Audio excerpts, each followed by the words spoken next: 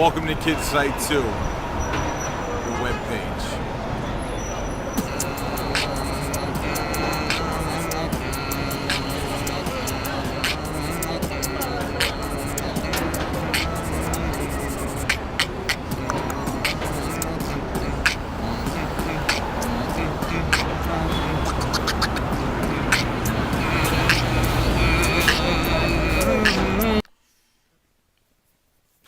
Announcements.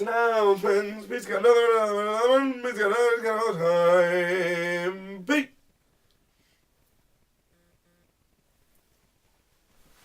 Bryan, it's Tuesday. Good morning, Internet. Well, good morning and welcome to Kids Site 2. The webpage. I'm Pete. And I'm Bryan. And it is Tech Trek Tuesday, which means at the end of the show, we talk about technology. Before that, we have a song. And before that, we have some crazy facts about the ocean. If you're new to the site, we have new stuff every day. And yesterday, we had a cool knot. And tomorrow, we'll have something wacky and crafty. Crafty wacky. So let's just go with our... Let's go with the facts. crazy facts. Do you have a crazy fact? I do have a crazy fact for you. I wrote it on my hand. Did you? Oh.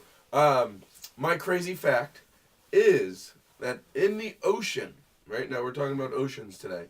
Okay. In the ocean, there is more than 20 million tons of gold.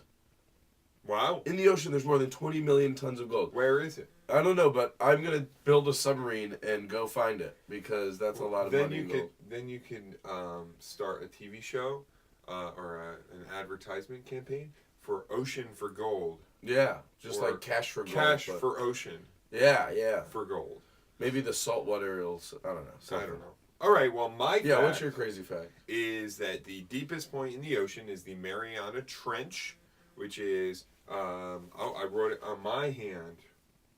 It's 35,840 feet deep. Which equates to 6.86 miles. Sure. And, yeah, that's pretty deep. That is pretty deep. You I know also what heard that it happens? was called the Challenger Deep. You know what happens is, like, if you're, like, in a boat over the Mariana Trench, and your friend's like, ha, and they toss your wallet over the side, it will take, like, 3 days for it to reach the bottom. That But is a once it long time. finally reaches the bottom, you'll never see it again. Oh, of course they would never see it again. It's over 6 miles down. You know, while I was reading that, it said that it has more than like 8 million tons of pressure down there or something, which would be like holding like 800,000 jumbo jets or something like that. Something crazy. On top of your face. Yeah, like if you're holding... That's true. All right, let's sing our song. This song is called Waddle-yacha. Waddle-yacha, waddle-yacha, doodly-doo, doodly-doo. Waddle-yacha, waddle-yacha, doodly-doo, doodly-doo. Simplest song, there isn't much to it. All you gotta do is doodly-do it. I like the rest, but the part I like best goes doodly, doodly, doodly-doo. Woo! You can do one more? One more, super fast. Super fast. Waddle-yacha, waddle-yacha, doodly-doo, doodly-doo. Waddle-yacha, waddle-yacha, doodly-doo, doodly-doo. Simplest song, there isn't much to it. All you gotta do is doodly-do it. I like the rest, but the part I like best goes doodly, doodly, doodly-doo. Woo! Tech Trek Tuesday. Tech Trek Tuesday.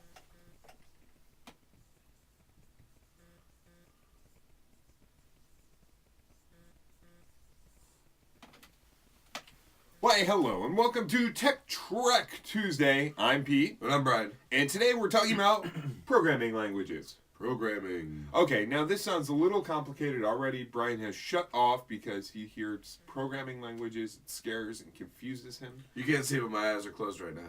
But I'd like to just make it simple for you so you understand what a programming language is. Yeah. Every program or piece of software would be a code that lives on a piece of hardware. And those codes execute programs from the easiest things, such as turn on, or to the more difficult things, such as playing a complex video game, or a word processor, or something like that. Okay?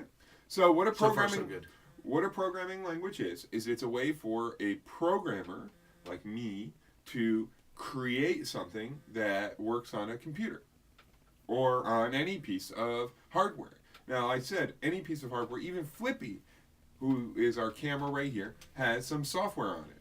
Flippy has software that says when you turn it on, first you display the insignia, the logo of the flip camera, and then it takes you to the live screen of the feed of the camera.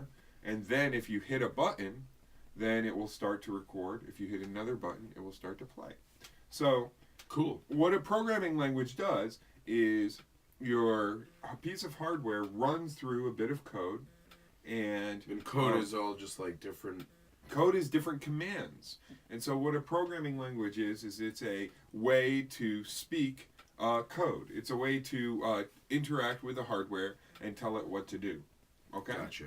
And so, for instance, if you want to, say, display a big blue square on the screen of your computer, you can write some code that will display a big blue square on the screen. And there are many, many, many different types of programming languages. There are programming languages which are which talk directly to the machine itself, and those are very complex. They're very difficult. So you're saying I wouldn't be able to talk to one? You probably wouldn't be able to code in a machine language, because the machine, because I'm not a machine, is much more complicated. What they call those low-level languages, but the high-level languages would be ones that there are a couple levels between you and the machine, and so all you're doing is really interacting with, I would say, more terms that could that make a lot more sense. Okay. As it were. So, Flash, for instance, has this programming language called AS3 or AS4, which is ActionScript. And ActionScript is a high-level language, and what you do with ActionScript is you can basically make any application that you want to for the internet. So if I wanted to make a video player for the internet, I can make it in Flash. And I don't have to worry about things such as CPU cycles or RAM access or something like that. In other words, I don't have to worry about these low-level computer maintenance things. And here, so I'll give you a good analogy, and then I'll finish up. Yeah. Which is that if it was a low-level language, if your brain was trying to run a low-level language, low-level means that you would be thinking about your heart beating, you'd be thinking about breathing, okay. You would be thinking about how your muscles moved and things like that. But a high-level language would be like, Bryan, go over there and pick that up. You know? Gotcha. And then you just go over there and pick that up. So you don't have to worry about all those machiney things. You just have to worry about the stuff that we think is important. Wait. Now I understand programming language. Well, there you go. So now, once you have a programming language and you write your code, then you can compile that code, turn it into an executable or something that will run in a browser or something like that, and you have yourself a program. So there are many, many different types of programming languages, just like there are many different speaking languages. And each one has its strengths and weaknesses, and some are high level, and some are mid level, and some are low level. Which programming language do you know?